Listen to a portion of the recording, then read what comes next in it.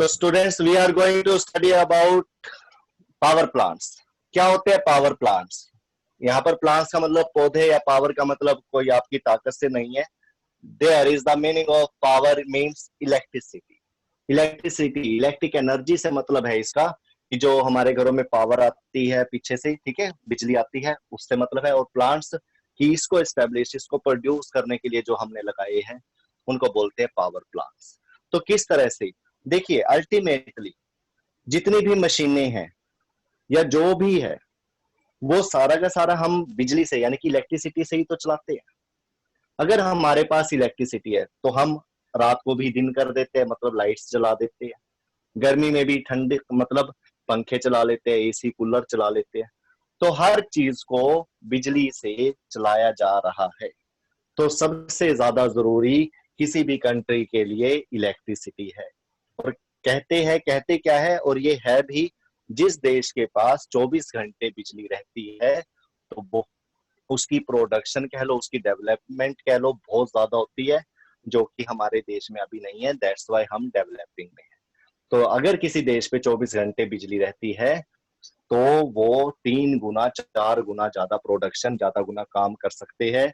You know very well, 3-3 शिफ्टों में काम चल रहे हैं, ठीक, तो 3-3 शिफ्टों में ही पब्लिक काम करेगी पूरे देश में। तो ऑटोमेटिक प्रोडक्शन बढ़ेगा, ऑटोमेटिक काम बढ़ेगा, ऑटोमेटिक ये जो नौकरियां है ये मिलेंगी, ठीक है। तो सारे के सारे डेवलप्ड हो जाएंगे। तो पावर प्लांट में सबसे पहला टॉपिक रहेगा हमारा थर्मल पावर प्लांट, जिसके ऊपर काफी बवाल मचे हुए आजकल, और ये पोल्यूशन करता है साथ में। ये एक ऐसा प्लांट है जो पोल्यूशन करता है, जिसका मतलब बड़ा ही घाटा है। और इसके लिए अमेरिका ने भी जो हमें टाइम दिया था, चीन को टाइम दिया था, जितनी भी डेवलपिंग कंट्री है उनको टाइम दिया था। ये सारे के सारे कोल, पेट्रोल इसके ऊपर डिपेंड रहते हैं ना, तो उनके लिए आइए कि भैया आप अपना जल्दी से डेवलप्ड हो जाइए, इनका यूज करके बाद में नहीं करने दिया जाएगा। तो थर्मल पावर प्लांट के बारे में आप पढ़ेंगे आज। क्या होता है ये प्लांट, और पानीपत में भी ये लगाया गया है, ठीक है। थर्मल पावर प्लांट क्या होता है वहां पर थर्मल पावर प्लांट में कोल का यूज किया जाता है, कोयले का। कैसे? To produce electricity. इसको प्रोड्यूस करने के लिए, इलेक्ट्रिसिटी को प्रोड्यूस करने के लिए। और इससे पोल्यूशन भी काफी होता है, फिर भी थोड़ा बचने के लिए उपाय करे जाते हैं, लेकिन इतना ज्यादा वो हेल्पफुल नहीं है, ठीक है। कहीं ना कहीं तो दिक्कत देखते हैं। क्या होता है इसके अंदर? नंबर 1, इसके अंदर कोयले को जलाकर, ठीक है, स्टीम प्रोड्यूस की जाती है, यानी कि वाटर को बॉयल करवाया जाता है, वाटर बॉइलिंग करवाई जाती है, ठीक है। क्या बनाने के लिए? स्टीम बनाने के लिए। सेकंड, इस स्टीम से क्या करेंगे? इस स्टीम से, स्टीम जो होती है, आपने देखा है कभी कुकर होते हैं घरों में, हमारे पास प्रेशर कुकर होते हैं, तो उसमें से जब वो स्टीम निकलती है, कितने प्रेशर के साथ निकलती है, कितनी ज्यादा स्पीड होती है उसकी, है ना। तो उस स्टीम से टरबाइन मूव करवाए जाते हैं। क्या मूव करवाए जाते हैं? टरबाइन। अब ये टरबाइन क्या है? टरबाइन होता है एक चक्का, एक पंखा, या एक रोटेटर कह सकते हैं, ठीक है, जो कि ये स्टीम के सामने रख दिया जाता है। इस फैन लाइक थिंग को कह सकते हो आप, ठीक है। रोटेटर भी कहीं यूज करते हैं इसमें, ठीक है, इस तरह से। तो ये स्टीम जब इस पे लगती है, इसके एक एंड पर लगती है, तो ये रोटेट होता है, घूमता है। तो टरबाइन घूमने से क्या होगा? टरबाइन जो घूमेगी वो किसी ना किसी एक्सिस पर घूमेगी बेटा, एक्सल पर। जैसे ही कोई पंखा घूम रहा है तो उसके मतलब किसी रोड के चारों तरफ घूमती है, इसको एक्सल बोलते हैं। तो अगर ये पंखा घूमेगा तो ये इसके साथ अटैच कर दिया जाता है, मतलब फिक्स कर दिया जाता है, चिपका दिया जाता है अच्छी तरह से, ताकि अगर फैन घूमेगा तो ये एक्सल भी घूमेगा, ये ऐसे रोटेट होगा। और जब ये रोड घूमेगी तो इसकी रोड से एक डायनेमो ले लो आप, जनरेटर ले लो, डायनेमो आप पढ़ चुके हो, डायनेमो ले लिया आपने, डायनेमो का मैं डायग्राम नहीं बना रहा हूं, इसको इस तरह से लिख रहा हूं, इसके एक्सल को कनेक्ट कर दिया जाता है। और उसके बाद आप जानते हो कि अगर डायनेमो का एक्सल कनेक्ट कर दिया जाए, जनरेटर में आपने पढ़ रखा है कि ये नॉर्थ साउथ, ये दो मैग्नेट होते हैं, ये बीच में आर्मेचर होता है, ये इसका एक्सल होता है, और इसी एक्सल के साथ इसको कनेक्ट कर दिया गया। ठीक है, यहां पर तो अगर ये रोटेट होगा, सपोज ये ऐसे रोटेट हो रहा है, तो ये भी क्या होएगा, रोटेट होगा। और आपको पता है जो ये ABCD आर्मेचर है, इसके अंदर अगर ये मैग्नेटिक फील्ड के अंदर रोटेट होता है तो क्या होगा, यस, करंट प्रोड्यूस होगा, करंट आई प्रोड्यूस होता है इसके अंदर। और यही करंट क्या लगाते हो आप इसके अंदर, रेजिस्टेंस, लोड रेजिस्टेंस बोलते हैं। यही करंट जब इस लोड रेजिस्टेंस में से पास होगा तो करंट इंटू रेजिस्टेंस क्या बन जाएगा, वोल्टेज, जो कि आपको चाहिए। आती है ना घरों में 220 वोल्ट आती है, 440 वोल्ट फैक्ट्रियों में जाती है, पता है इस चीज का। तो ये करंट प्रोड्यूस करता है और उसके अंदर फिर रेजिस्टेंस लगाकर करंट इंटू रेजिस्टेंस यहाँ पर आपको आउटपुट मिल जाएगा। और ये आउटपुट आप क्या कर सकते हो, घरों में ट्रांसमिशन के तौर पर सप्लाई करवा सकते हो।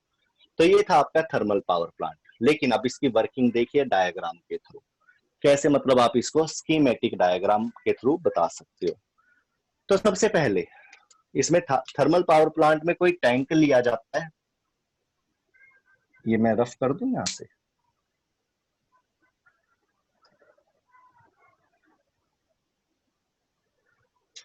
सबसे पहले हम कोई टैंक लेंगे,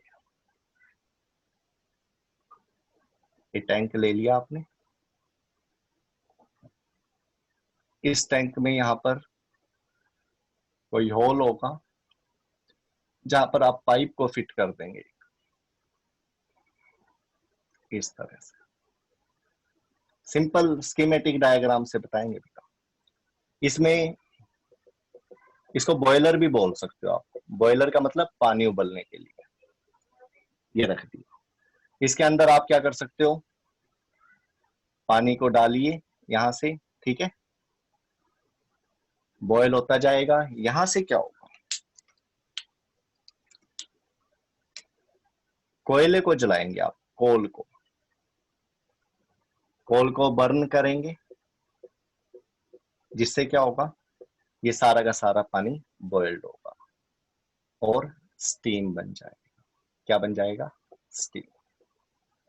ये जो स्टीम है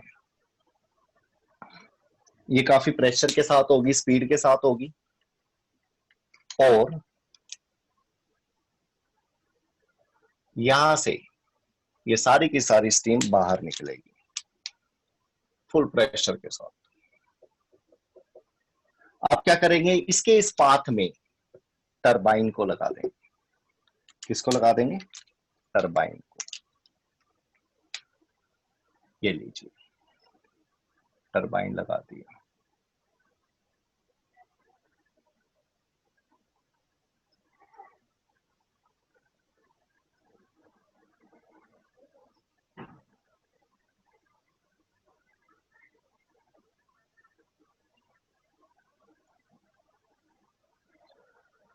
ये जो स्टीम इसके ऊपर डलेगी तो ये इसको क्या करेगी बेटा, रोटेट करवाएगी। And you know very well, जो ये टरबाइन आपने लगाया था इसके बीच में एक एक्सल फिक्स कर रखा है, और ये एक्सल किसके साथ अटैच है, यहां पर बना देता हूं नीचे, डायनेमो के साथ।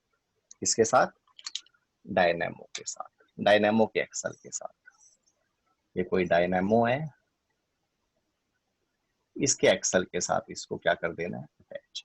तो जैसे ही ये रोटेट होगा ये भी रोटेट होगा और ये भी रोटेट होगा। और डायनेमो का एक्सल रोटेट होने का मतलब क्या है, इसके अंदर आर्मेचर जिसके ऊपर कॉपर वायर वाउंड है वो सारी रोटेट होंगी। और आपको पता है कि मैग्नेटिक फील्ड में अगर कोई कंडक्टर मूव करता है तो उसके अंदर करंट डेवलप हो जाता है, और इसी करंट को आप लोड रेजिस्टेंस में से पास करेंगे और आपको क्या मिल जाएगा, आउटपुट पोटेंशियल डिफरेंस मिल जाएगा, वोल्टेज मिल जाएगी। और इसी स्टीम को दोबारा से कलेक्ट कर लिया जाता है कंडेंसर लगाकर। क्या लगाकर, कंडेंसर। कंडेंसर क्या करता है, इसी स्टीम को कूल डाउन करके दोबारा से वाटर में कन्वर्ट कर देता है, पानी में कन्वर्ट कर देता है, और ये जो स्टीम दोबारा से पानी बन गई है, छोटी सी मोटर लगाकर यहाँ पर आप क्या कर सकते हो, इसको दोबारा से बॉयलर में सप्लाई करवा दे। तो इस तरह से मतलब ये सारी की सारी प्रोसेस होती है। अब बात आ जाती है कि इस तरह से हमने स्टीम बनाई, स्टीम से क्या करा, देखो यहां पर देखिए, अब आपने कौन सी एनर्जी ली थी, heat energy. Thermal power plant में कौन सी एनर्जी ली आपने, हीट एनर्जी। हीट एनर्जी से पहले भी कौन सी एनर्जी ली गई है, कोल लिया गया है, तो केमिकल एनर्जी। देखिए बेटा, ये सब मल्टीपल चॉइस के ऊपर है कि वो आपको कैसे क्वेश्चन देना चाहता है। स्टार्टिंग आपने करी है कोल से, क्या करी है, कोल से। कोल क्या होगा, केमिकल एनर्जी। आपने उसको जलाया, जलाकर कौन सी एनर्जी प्रोड्यूस कर ली, हीट एनर्जी प्रोड्यूस कर ली।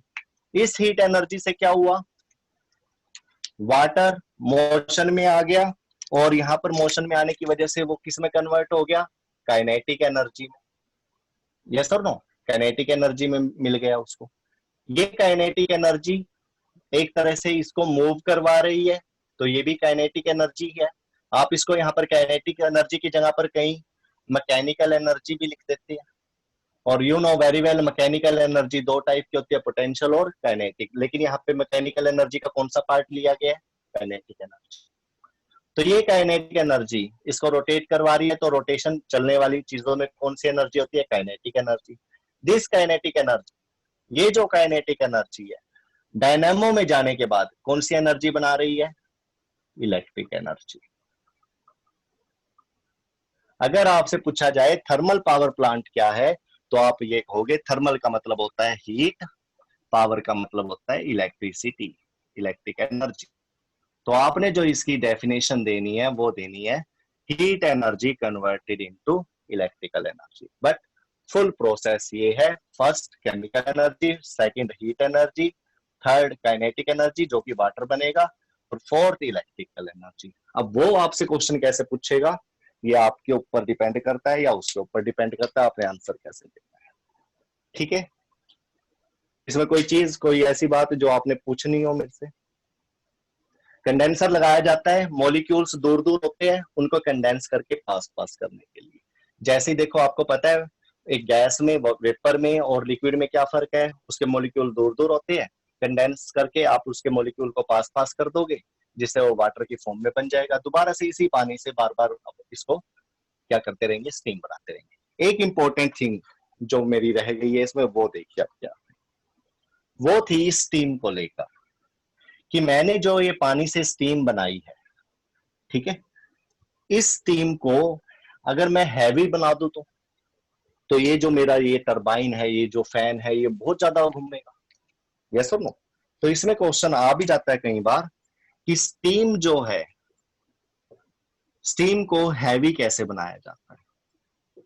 इसको हैवी बनाने के लिए आप इसके अंदर दो चीजें ऐड कर सकते हो, one ammonia, ammonia plus second होता है साल्ट।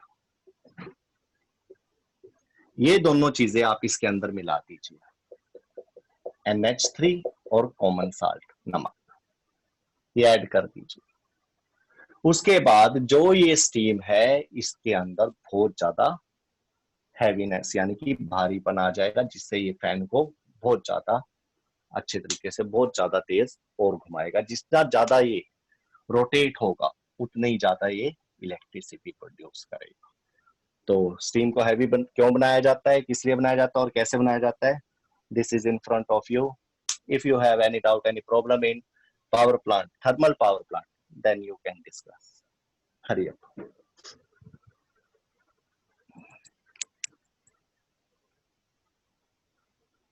सारे के सारे म्यूट है क्या, चलो। इसके बाद ये पोल्यूशन करता है बेटा, जो इसका ड्रॉबैक है, पोल्यूशन कैसे, यू नो वेरी वेल, कोल को जलाया जा रहा है। किसको जलाया जा रहा है, कोल को, तो इससे स्मोक भी होगा। क्या होगा, स्मोक। और ये जो स्मोक है, ये सारा किस में जाएगा, एनवायरमेंट। और इन्वायरमेंट में अगर ये स्मोक जाएगा, कोयले से आपको पता है जो धुआं निकलता है वो क्या करता है, पोल्यूशन करता है। ठीक है, ओके। तो बात आ जाती है कि इसको फिर भी रिड्यूस करने के लिए हम क्या करते हैं, बड़ी बड़ी चिमनियां लगा देते हैं। चिमनीज, चिमनीज देखी होंगी आपने, इस टाइप्स की होती है। तो ये सारी प्रोसेस चिमनी में करवाया जाता है, जिसको अर्थ के सरफेस से, सरफेस ऑफ अर्थ से, सरफेस ऑफ अर्थ जो होता है उससे काफी हाइट पर करवाया जाता है। काफी हाइट पर वो धुआं छोड़ा जाता है, लेकिन फिर भी कहीं ना कहीं इस धुएं का असर, ठीक है हम नीचे हैं यहाँ पर, हमें ब्रीथ करने में, रेस्पिरेशन प्रोसेस में, ब्रीथिंग करने में कोई मुश्किल नहीं होती, लेकिन जो ये पोल्यूशन, जो ये स्मोक है इन्वायरमेंट में चला गया ऊपर, तो बारिश जब आती है तो ये इसके साथ क्या होता है, मिक्स हो जाता है। चलो इसके बारे में भी मैं आपको बताता हूँ यहाँ पे कि ये हमारे लिए हार्मफुल कैसे है, थर्मल पावर प्लांट हार्मफुल कैसे है। सबसे पहली बात, ये स्मोक या जो भी ये पॉइजनस गैसेस है, ये सारी की सारी क्या करता है, एनवायरमेंट में ये गैसेस सारी की सारी पहुंचा देता है। ठीक है,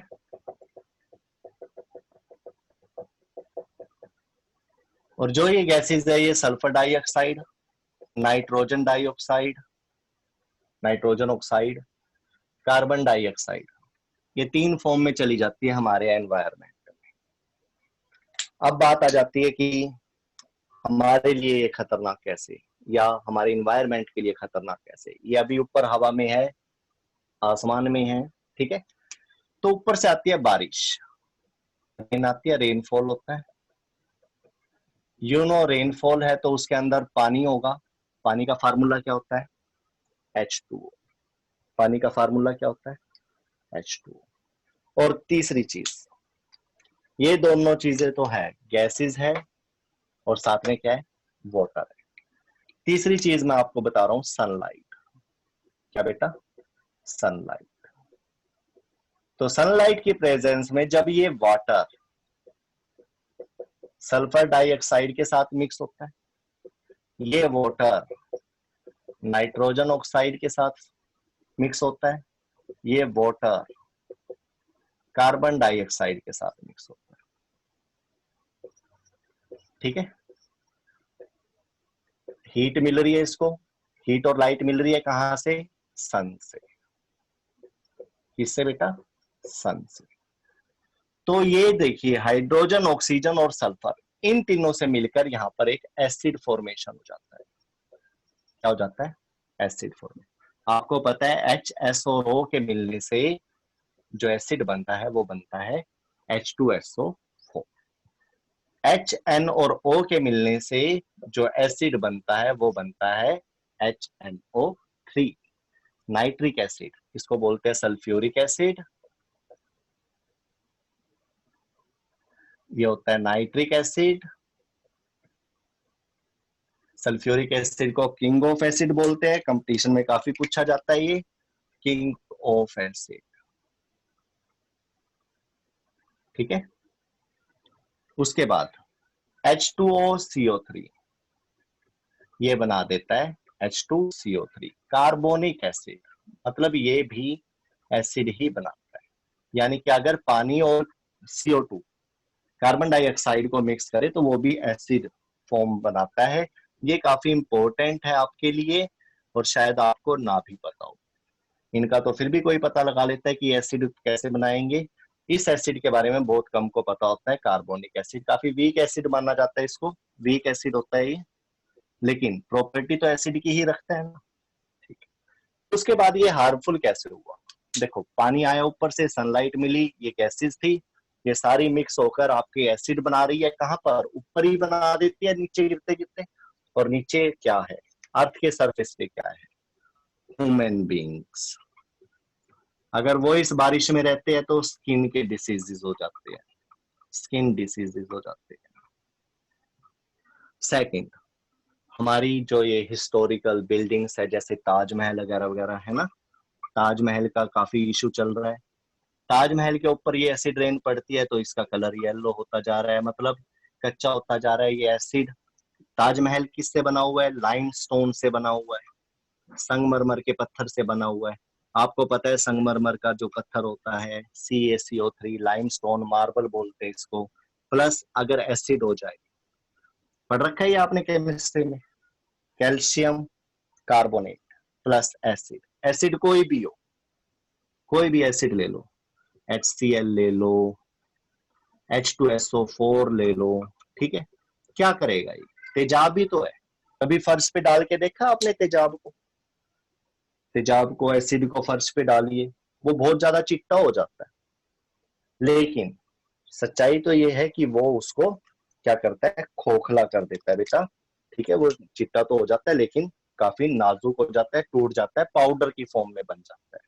तो कैल्शियम कार्बोनेट पे एसिड डालने से मार्बल स्टोन पे, ताजमहल पे अगर ये एसिड रेन डलती है, ठीक है, तो इसको बोलते हैं एसिड रेन, क्योंकि अब ये रेन नहीं रही, एसिड के साथ मिक्स होकर एसिड रेन डल रही है। किसके ऊपर? ह्यूमन बींग्स के ऊपर, ताजमहल के ऊपर, और हमारी लैंड के ऊपर, जमीन के ऊपर। जमीन में क्या होते हैं? माइक्रोब्स होते हैं, उनके ऊपर डलेंगी तो ये डेड हो जाएंगे, फर्टिलिटी ऑफ सॉइल खराब हो जाएगी, फर्टिलिटी ऑफ सॉइल डिक्रीज हो जाएगी, फर्टिलिटी, ठीक है। तो ये तो देखो, ह्यूमन बींग को स्किन डिसीज हो जाते हैं, लैंड के जो माइक्रोब्स है वो डेड हो जाते हैं, जिससे उसकी फर्टिलिटी खत्म हो जाएगी, ठीक है। अब बात आ जाती है ताजमहल की। ताजमहल में फार्मूला ये, एसिड के साथ रिएक्शन करता है तो क्या होगा? अगर कैल्शियम कार्बोनेट पे एसिड डाल दिया जाए तो इसमें से एक गैस निकलती है जिसको बोलते हैं CO2, CO2 गैस रिलीज होगी, प्लस वाटर, बचेगा क्या? कैल्शियम, मतलब ये बन जाएगा। अगर यहाँ पे H2 की जगह पर HCl, फिर दोबारा से CO2 और H2O तो बनने ही थे, बट यहाँ पर क्या बन जाएगा? Calcium, right. मतलब कैल्शियम कार्बोनेट तो नहीं रहेगा, मार्बल स्टोन तो नहीं रहेगा, कोई और ही कंपाउंड या पाउडर रहेगा जिससे वो कच्चा चला जाएगा, तो ताजमहल के लिए नुकसानदायक, हमारे अजूबे के लिए खतरनाक है। यहाँ पर इसको नुकसान, यहाँ पर ह्यूमन बींग्स को नुकसान, और यहाँ पर लैंड की fertility, fertility of land, microbe के खत्म होने से फर्टिलिटी कम कैसे होती है ये भी बताए क्या? चलो बता देते हैं। माइक्रोब्स, जमीन में जो माइक्रोब्स होते हैं वो क्या करते हैं? जो लैंड होती है, लैंड में मिट्टी के पार्टिकल एक दूसरे से बहुत ज्यादा क्या होते हैं? अटैच होते हैं। पानी डालते रहते हो तो ये बिल्कुल एक हार्ड सरफेस का रूप ले लेते हैं। लेकिन जो ये माइक्रो, इसमें पौधे भी क्या होते हैं? पौधे उगा रखे होते हैं आपने, यस और नो? और अगर ये सारी की सारी मिट्टी बिल्कुल फिक्स होगी तो हवा जड़ों तक नहीं पहुंचेगा, रूट्स तक नहीं पहुंचेगा, ठीक है।